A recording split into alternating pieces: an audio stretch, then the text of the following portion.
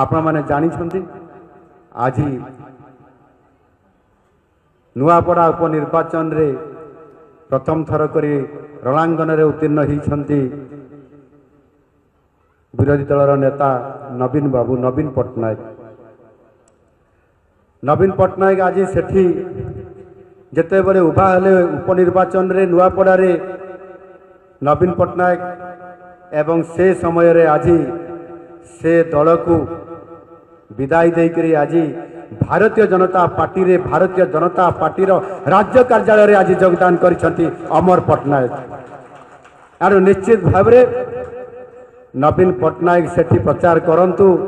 अमर Patnaik Bharatiya Janata party रे आज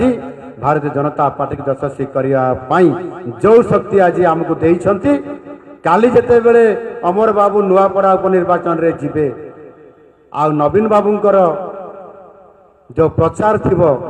से प्रचार रो स्थिति कौन थिबो से कथा से समय रे आमे समस्ते जानी परिबा एनो निश्चित भाव रे कथा मु कहिबा पई चाहिबी आज अमर पट्टनायक महोदय आज तांकर अनुभूति एवं तांकर नेतृत्व निश्चित भाव रे भारतीय जनता पार्टी को शक्तिशाली करैबारे बहुत बड़ भूमिका नेब।